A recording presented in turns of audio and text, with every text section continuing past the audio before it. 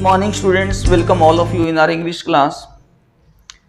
I hope you have completed all the 4 chapters in 2 poems that I explained and sent you, including your textual question answers, word meaning, summary, and the other examination based questions that I sent you. Some questions that I have been sending you with answers and some without answers. But do not think that those answers, those are sent to you and answer that you find in your help book or other type of books. So those same to same you have to answer. So it will create a lot of problems. So that's why I would give you humble suggestion to all my students of class 12th. Being board examination, question may differ whenever you face the examination. So that time you may face different question. So that's why do not try to do anything as a rote learning. You have to read the things, and based on that reading you have to compose your own answer.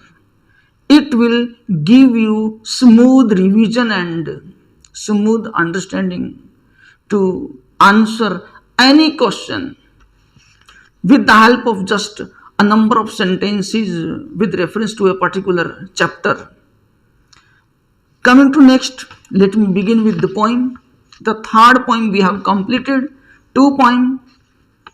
This third poem by Pablo Neruda. The poet given the title Keeping Quiet.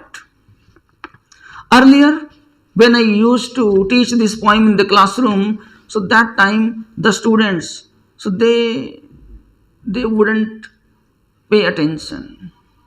They had to pay attention, but they wouldn't have thought that this thing couldn't happen. And here nowadays it's happening. It's happening. How it's happening? Let me begin with the first line of the poem, Keeping Quiet. Here in the poem Keeping Quiet, the poet Pablo Neruda, the poet appeals not only to one particular nation, country, but all the country throughout the world and all the continent. He appeals each one of the persons in the entire planet Earth that they have to keep quiet. Keep quiet means they do not have to do anything. Let me begin with the first line. The first line of the stanza first says, now we will count up to 12 and we will all keep still. Here the poet says, he invokes all of us that we, including poet, count up to 12. Here 12 number the poet he did not mention. The poet did not mention the what's here the number 12 stands for. But according to our thinking, so 12 stands for 12 hours in a day, 12 months in a year, and 12 marks, indicated marks on the clock. So all these things, they represent the one cycle of that time.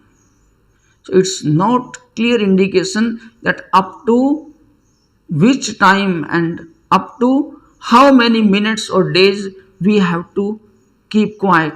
But the poet suggests all of us that up to counting up to 12, the moment, the time, we will count up to 12. Till that time, all of us will keep still. Keep still means keep quiet. Though generally it doesn't happen. But nowadays, as I earlier right now told you, that it's happening. So that's why the poem, it appears all of us that it's going to be a real poem. The poet who had thought 1 century earlier, means the poet was born 1904. After some years, the development of the thought process that might have appeared, and whatever centuries ago has been told, so here it's true, and we are witness. Our honorable Prime Minister also urged curfew के दिन शाम को ठीक 5 बजे हम अपने घर के दरवाजे पर खड़े होकर या बालकनी में या खिड़कियों के सामने खड़े होकर 5 मिनट तक रविवार को शाम को 5 बजे 5 मिनट तक ऐसे लोगों का आभार व्यक्त करें। और आभार कैसे व्यक्त करेंगे? ताली बजा करके, थाली बजा करके, घंटी बजा करके हम उनके प्रति अपनी कृतज्ञता व्यक्त करें। रात 9 बजे मैं आप सबके 9 मिनट चाहता हूं। ध्यान से सुनिएगा। 5 अप्रैल को रविवार को रात 9 बजे घर की सभी लाइटें बंद करके घर के दरवाजे पर या बालकनी में खड़े रहकर 9 मिनट के लिए मोमबत्ती, दिया, टॉर्च या मोबाइल की फ्लैशलाइट जलाएं। मैं फिर कहूंगा, मोमबत्ती, दिया, टॉर्च या मोबाइल की फ्लैशलाइट 5 अप्रैल को रात को 9 बजे 9 मिनट तक जरूर जलाएं। any type of light, to lit the light, lit the candle, earthen lamp, or anything. Means it's about the unity, it's about togetherness. The same here, the poet invokes all of us to keep quiet, counting up to 12.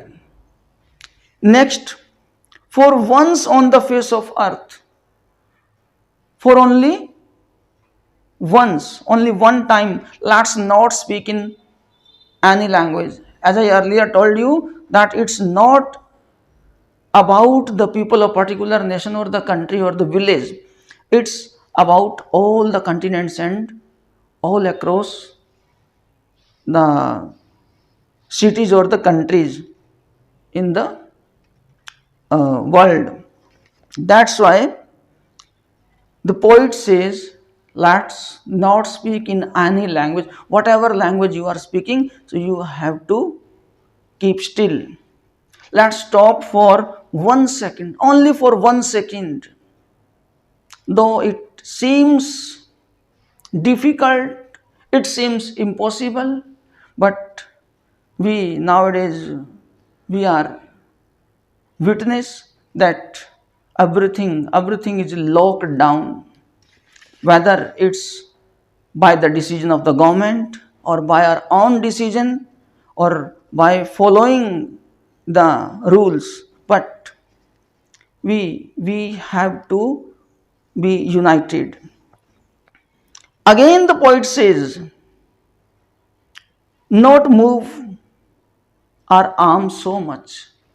Here arms means to move arms. Arms, they are symbol of physical arms, symbol of manual work. We do not have to walk. And second, arms here means arms, ammunitions means weapons, ammunition means we do not have to use any type of weapon to harm anybody. And it would be in that calmness, it would be exotic moment. Exotic means enticing, really very attractive moment, because the things that never happened earlier, and if it happens first time, and the smoothness, the calmness, the tranquility, and the freshness, so it's really very attractive moment. Without rush, without engine. Rush means no one is moving in the marketplace, so every street, everything is looking empty, serene atmosphere is there. And no engine. Engine means not rail engine, not jet engine, and not aeroplane, not any type of machinery in factory or any other industries. So everywhere, any type of vehicles means any engine. So no engine, no rush. And in that atmosphere, we would all be together in a sudden strangeness. So again, strangeness word means the moment, this time will be exotic, so that moment is called strange. That is really a different type of moment. Again, in the next stanza, the poet invokes the fisherman. Here the fisherman, it's a symbol of the person who exploits other. And the whale means the group who are being, the people in the group who are being exploited. Fishermen in the cold sea wouldn't harm whales. Here the poet says any type of destructive activity, any type of harmful things that we are doing, so we have to stop those things then and there. And the man gathering salt, a man at the seashore, he is gathering salt. He would look at the hard hand, the hand that are hurt by working regularly in gathering salt. So he has to look at his hand. In the same way, whatever we have done, really the theme of the poem is about introspection. We have to introspect ourselves. Why the poet wants all of us to keep still? Because he wants all of us to think about ourselves. From morning till evening, so we are moving, we are going here and there, we are doing work after work, but we cannot introspect ourselves. We cannot come to the conclusion that who we are and where we have to go and why we are running and why we are doing so many things. So we are unaware about the things. It happens everywhere, and we see in this world that people who are living among us, so they do the same. They do the same. As I do not want to give any example, but if any tragedy or any gathering is there, so people are the part of that gathering, that strike, that campaign. They are part, but they do not know that why are they part. Are they suffering from anything, or are they free from anything? So they do not know, but other people, they are doing the things, so they are following them without knowing their faults, without knowing their credibility, or without knowing their profit or loss. So they are doing the things. It's about introspects. So gathering salt, people who are gathering salt, so what they have done to their hands, what harmful activity they have done to themselves. So next we will discuss the rest of the stanzas. Thanks a lot.